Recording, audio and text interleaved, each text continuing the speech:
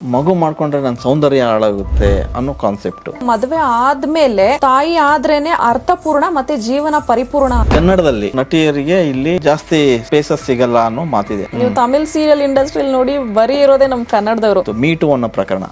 Sir what is me too sir? ಈಗ ನೀವೇನೋ ನನಗೆ ತೊಂದರೆ ಮಾಡಿದ್ರು ಅವಕಾಶಕ್ಕೋಸ್ಕರ ಸುಮ್ಮನೆ ಇದ್ಬಿಟ್ಟು ನಾಳೆ ದಿನ ನಾನು ಹೊರಗಡೆ ಹೋಗ್ಬಿಟ್ಟು ಇದು ಮೀಟು A2 E2 A2 ಅಂತ ಅದಕ್ಕೆ ಅರ್ಥ ಇಲ್ಲ ಸರ್. ಈ ಕಡೆ ಗಂಡ, ಈ ಕಡೆ ಮಗ, ಈ ಕಡೆ ಸಿನಿಮಾ, ಮೂರನ್ನು ಬ್ಯಾಲೆನ್ಸ್ ಮಾಡೋದು ಕಷ್ಟ ಅನ್ಸಲ್ವಾ? ಇಲ್ಲ ಸರ್, ಐ ಲವ್ ಒಂದು ಪರ್ಸ್ನಲ್ಲು ಒಂದು ಪ್ರೊಫೆಷನ್ ತುಂಬ ಪ್ಯಾಷನೆಟ್ ಆಗಿ ತಗೊಳ್ತೀನಿ. ಅಟ್ ದ ಸೇಮ್ ಟೈಮ್ ನಾನು ಸಿನಿಮಾನ ಎಷ್ಟು ಕಾಳಜಿ ಪ್ರೀತಿ ಮಾಡ್ತೀನಿ, ನನ್ನ ಗಂಡನ ಕೆಲಸನೂ ನಾನು ಅಷ್ಟೇ ಕಾಳಜಿಯಿಂದ ಮಾಡ್ತೀನಿ. ಅವ್ರು ಚೆನ್ನಾಗಿದ್ರೆ ನಾವು ಸರ್. ಸೊ ಹಾಗಾಗಿ ಅವ್ರಿಗೆ ಯಾವತ್ತೂ ಏನು ಕಡಿಮೆ ಆಗಬಾರ್ದು. ಇನ್ ಟೈಮಲ್ಲಿ ಎಲ್ಲ ಮಾಡಿಕೊಟ್ಟು ನನ್ನ ಕೆಲಸ ಏನಿದೆ ನಾನು ಅದನ್ನು ಮಾಡ್ಕೊಳ್ತೀನಿ ಸರ್. ಯೂಶಲಿ ಹೆಣ್ಮಕ್ಳು ಹಿಂದೆಲ್ಲ ಮಕ್ಕಳನ್ನ ತುಂಬ ಏನೋ ಹೇರ್ತಾ ಇದ್ರು. ಈಗೇನಾಗ್ತಿದೆ, ಮಗು ಮಾಡ್ಕೊಂಡ್ರೆ ನನ್ನ ಸೌಂದರ್ಯ ಹಾಳಾಗುತ್ತೆ ಅನ್ನೋ ಕಾನ್ಸೆಪ್ಟು ಇತ್ತೀಚಿನ ದಿನಗಳಲ್ಲಿ. ಆ್ಯಸ್ ಎ ನಟಿಯಾಗಿ ನೀವು ಈ ಮಾತಿಗೆ ಏನು ಹೇಳ್ತೀರಾ? ಅಂದರೆ ನಮ್ಮ ಬ್ಯೂಟಿ ಹಾಳಾಗುತ್ತೆ, ಸೊ ಮಗು ಬೇಡ ಅನ್ನೋ ಕಾನ್ಸೆಪ್ಟ್, ಇದರಿಂದ ಎಷ್ಟೋ ಜನ ಡಿವೋರ್ಸ್ ಆಗ್ತಾ ಇದೆ. ಹೌದು, ಬಟ್ ಸರ್ ಒಂದು ಸಿನಿಮಾಗೆ ನಟಿ ಆಗಬೇಕು ಅಂತಂದ್ರೆ ಸೌಂದರ್ಯ ಎಷ್ಟು ಇಂಪಾರ್ಟೆಂಟ್ ಆಗುತ್ತೋ, ಮದುವೆ ಆದ್ಮೇಲೆ ಒಂದು ತಾಯಿ ಆದ್ರೇನೆ ಆ ಮದುವೆಯ ಒಂದು ಲೈಫ್ಗೆ ಅರ್ಥಪೂರ್ಣ ಮತ್ತೆ ಜೀವನ ಪರಿಪೂರ್ಣ ಆಗೋದು ಸರ್. ಬಟ್ ಈ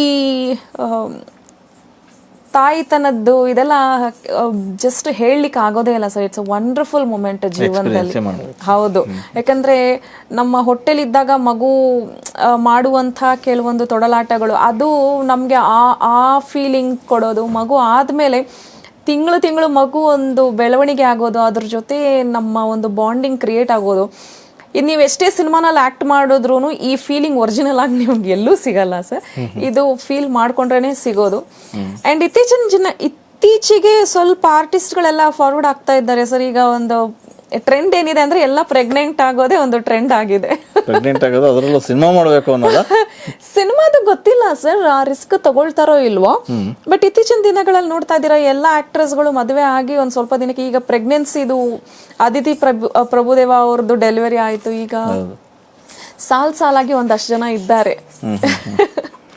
ಅಂದ್ರೆ ಈಗ ಎಲ್ರು ಕೂಡ ಮದುವೆ ವಿಚಾರಕ್ಕೆ ಹೋಗ್ತಾರೆ ಅಂತಂದ್ರೆ ಕನ್ನಡದವ್ರು ಒಂದಿಷ್ಟು ಜನ ಎಲ್ಲ ಮದುವೆ ಸುದ್ದಿಗಳೇ ಕೇಳಿ ಬರ್ತಾ ಇದೆ. ಸೊ ಈ ವಿಚಾರಕ್ಕೆ ಬರೋದಾದರೆ, ಕನ್ನಡದಲ್ಲಿ ಭಾಳಷ್ಟು ನಟಿಯರಿಗೆ ಇಲ್ಲಿ ಜಾಸ್ತಿ ಸ್ಪೇಸಸ್ ಸಿಗಲ್ಲ ಅನ್ನೋ ಮಾತಿದೆ. ಅಂದರೆ ಪರಭಾಷಾ ನಟಿಯರನ್ನ ಇಲ್ಲಿ ಕರ್ಕೊಂಡ್ಬಂದು ಅವ್ರಿಗೆ ಸ್ಪೇಸ್ ಕೊಡ್ತಾರೆ ಅನ್ನೋದು, ನಮಗೆ ಜಾಸ್ತಿ ಅವಕಾಶ ಕೊಡಲ್ಲ ಅನ್ನೋದು. ಈಗ ಉಲ್ಟಾ ಆಗಿದೆ ಸರ್. ನೀವು ಪರಭಾಷೆಯಲ್ಲಿ ಹೋಗಿ ಕೇಳಿ, ಕನ್ನಡದವ್ರ ಹಾವಳಿ ಜಾಸ್ತಿ ಆಗಿದೆ ಇಲ್ಲಿ, ನಮ್ಗೆ ಅವಕಾಶ ಕೊಡ್ತಿಲ್ಲ ಅಂತ ಕೇಳ್ತಾ ಇದ್ದಾರೆ ಹೈದರಾಬಾದಲ್ಲಿ. ನೀವು ಯಾವುದೇ ಒಂದು ಸೀರಿಯಲ್ ಅಲ್ಲಿ ನೋಡಿ, ಅಲ್ಲಿ ಬರೀ ಇರೋದೇ ಕನ್ನಡದವರು. ನೀವು ತಮಿಳ್ ಸೀರಿಯಲ್ ಇಂಡಸ್ಟ್ರಿಯಲ್ಲಿ ನೋಡಿ ಬರೀ ಇರೋದೇ ನಮ್ ಕನ್ನಡದವರು. ಅದು ನಮಗ್ ಪ್ರೌಡ್ ಫೀಲು ಇದೆ.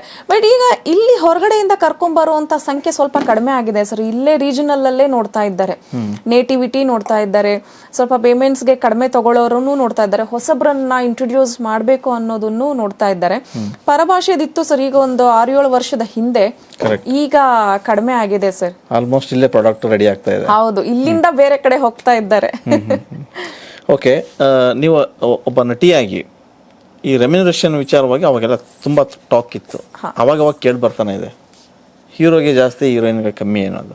ಇದನ್ನು ನೀವು ಹೇಗೆ ಡಿಪೆಂಡ್ ಮಾಡ್ಕೊತೀರ ಸರ್? That is true. ಒಂದು ಹೀರೋಯಿನ್ಗೆ ಆ ಲೆವೆಲ್ ಆಫ್ ಮಾರ್ಕೆಟಿಂಗ್, ಆ ಲೆವೆಲ್ ಆಫ್ ಫ್ಯಾನ್ ಬೇಸ್ ಇದೆ ಅಂತಂದ್ರೆ ಅವ್ರಿಗೆ ಅಷ್ಟು ಕೊಟ್ಟು ಡೆಫಿನೆಟ್ಲಿ ತಗೊಳ್ತಾರೆ ಸರ್.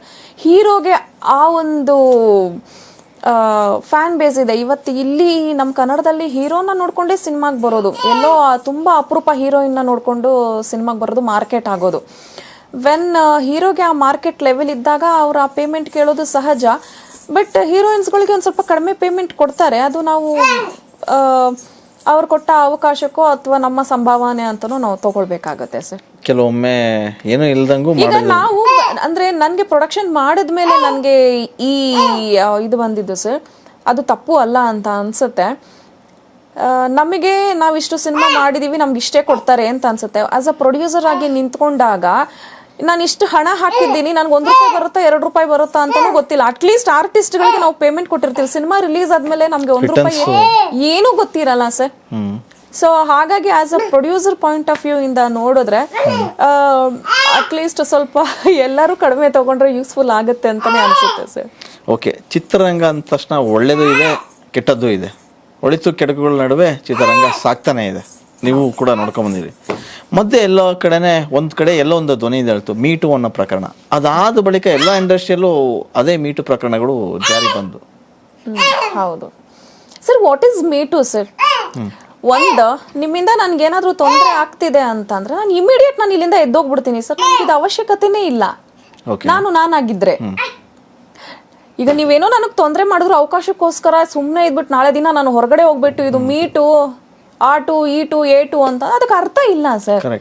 ನನ್ಗೆ ಇಷ್ಟ ಆಗ್ಲಿಲ್ವಾ ನಮ್ ತನ ಯಾವತ್ತೂ ಬಿಟ್ಕೊಡ್ಬಾರ್ದು ಸರ್. ನಾವು ಹೋಗ್ತಾ ಇರ್ಬೇಕು. ಅವರಿಂದ ನಮ್ಗೆ ಏನ್ ಆಗ್ಬೇಕಾಗಿದೆ, ಆ ಸಿನಿಮಾಯಿಂದ ಏನ್ ಆಗ್ಬೇಕಾಗಿದೆ ಹೇಳಿ. ಕೆಲವ್ರಿ ಅದು ಹಾಗೆ ಆ ಕಾಲಕ್ಕೆ ಹಿಂಗಾಯ್ತು, ಆ ಸಿನಿಮಾ ಮಾಡುವಾಗ ಹೀಗಾಗಿತ್ತು. ನೀವು ಅವಾಗ್ಲೇ ಎದ್ದೇಳಿ ಸರ್. ನೀವು ಅವಾಗ್ಲೇ ವಾಯ್ಸ್ ರೈಸ್ ಮಾಡಿ. ನಿಮ್ಮನ್ನ ಸಿನಿಮಾಯಿಂದ ಪಕ್ಕದಲ್ಲಿ ಇಟ್ರು, ನಿಮಗೆ ಪ್ರೊಫೆಷನ್ ಇಂದ ಆಚೆ ಇಟ್ರು ಫರಕ್ ಅನ್ಸಲ್ಲ. ಅದನ್ ಬಿಟ್ಟು ಯಾವಾಗ್ಲೋ ಮಾಡಿದ್ದನ್ನ ತೆಗೆದು ಇನ್ಯಾವಾಗ್ಲೋ ಬಂದು ನೀವು ಆಪಾದನೆ ಮಾಡಿದ್ರೆ ಅದಕ್ಕೆ ಆಪರ್ಚುನಿಸ್ಟ್ ಅಂತಾನೆ ಅರ್ಥ ಸಿಗುತ್ತೆ ಅಲ್ವಾ? ಸೊ ಎಲ್ಲೋ ನನ್ನ ಡಿಮ್ಯಾಂಡ್ ಕಮ್ಮಿ ಆಯ್ತು ಅನ್ನೋ ಕಾರಣಕ್ಕೆ ರೈಸ್ ಆಗಕ್ಕೆ ಈ ತರದ ಟಾಕ್ಗಳು ಆಗ್ತಾ ಇದೆ ಹೇಗೆ? ಬಹುಶಃ ತುಂಬಾ ಲೇಟ್ ಆಗಿ ಆ ಪ್ಲಾಟ್ಫಾರ್ಮ್ ಸಿಕ್ತು ಹೇಳ್ಕೊಳಕ್ಕೆ ಅಂತ ಅನ್ಸುತ್ತೆ ಸರ್.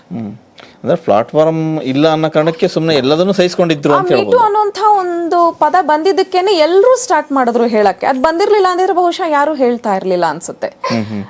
ಅಂಡ್ ಹುಡುಗಿರು ಸರ್, ನನ್ಗೆ ಏನ್ ಗೊತ್ತಾ ಸರ್, ಹುಡುಗಿರು ಯಾವಾಗ್ಲೂ ರೆಬಲ್ ಆಗಿರ್ಬೇಕು ಸರ್. ನಿಮ್ಗೆ ಆ ಕ್ಷಣಕ್ಕೆ ತಪ್ಪು ಅನ್ಸ್ತಾ ನೇರ ಹೇಳಿ ತಪ್ಪು ಅಂತ. ನಿಮ್ಗೆ ಮಾಡ್ಬೇಕು ಅಂತ ಅನ್ಸ್ತಾ ನಿಮ್ಮಿಬ್ರು ಇಷ್ಟ, ಅದನ್ನ ಅಪೋಸ್ ಮಾಡಕ್ಕೆ ನಾನು ಯಾರಲ್ಲ, ನೀವು ಯಾರು ಅಲ್ಲ ಅಲ್ವಾ ಸರ್? ಗವರ್ನಮೆಂಟೇ ನಿಮ್ಗೆ 18+ ನಿಮ್ಮ ಅಂಡರ್ಸ್ಟ್ಯಾಂಡಿಂಗ್ ಅಲ್ಲಿ ನೀವೇನೇ ಮಾಡ್ಕೊಂಡ್ರು ಅದಕ್ಕೆ ಯಾರು ಕಾರಣಕರ್ತರಲ್ಲ, ಅದಕ್ಕೆ ನಾವು ರೀಸನ್ ಅಲ್ಲ ಅಂತಾನು ಹೇಳಿದ್ದಾರೆ. ಏನು ಇನ್ವಾಲ್ವ್ಮೆಂಟ್ ಅಲ್ಲಿ ಹೋದ್ರೆ ಅದೇನು ಅಲ್ಲ. ಅದ್ ಹೆಂಗ್ ಆರೋಪ ಮಾಡ್ಬಿಡ್ತಾರೆ ಸರ್, ಅವಾಗ ಬೇಕಿದ್ದು ಇವಾಗ ಇಲ್ಲ ಅನ್ನೋದು. ಬೇಕಿಲ್ಲ ಅಂದ್ರೆ ಯಾವಾಗ್ಲೂ ಬೇಕಿಲ್ಲ, ಬೇಕು ಅಂದ್ರೆ ಇದು ನೀವು ಅದನ್ನ ಬಿಟ್ಟು ಸುಮ್ನೆ ಆಗ್ಬಿಡ್ಬೇಕು ಅಷ್ಟು ನನ್ನ ಪ್ರಕಾರ ಸರ್. ವಿನಾಕಾರಣ ಯಾಕೆ ಮೈ ಮೇಲೆ ಇಳ್ಕೊಳ್ಳೋದು ಅನ್ನೋ ತರದ್ದು ಸುಮ್ನೆ ಇದ್ರ. ಹೌದು, ತಪ್ಪು ಅಂದ್ರೆ ತಪ್ಪು ಅಂತ ಹೇಳ್ಬೇಕು ಸರ್ ಎಲ್ಲಾ ಹೆಣ್ಮಕ್ಳುನು. ಅವಾಗ್ಲೇನೆ ಹೆಣ್ಮಕ್ಳು ತುಂಬಾ ಸ್ಟ್ರಾಂಗ್ ಆಗಿದ್ರೆ ಇನ್ನೊಬ್ರು ಬಂದು ನಮ್ಮ ಮೇಲೆ ಏನು ಈ ತರ ಪ್ರಶ್ನೆ ಮಾಡೋದಾಗ್ಲಿ ಆರೋಪಗಳು ಮಾಡೋದಾಗ್ಲಿ ಯಾರು ಮಾಡೋದಿಲ್ಲ. ಹೌದು,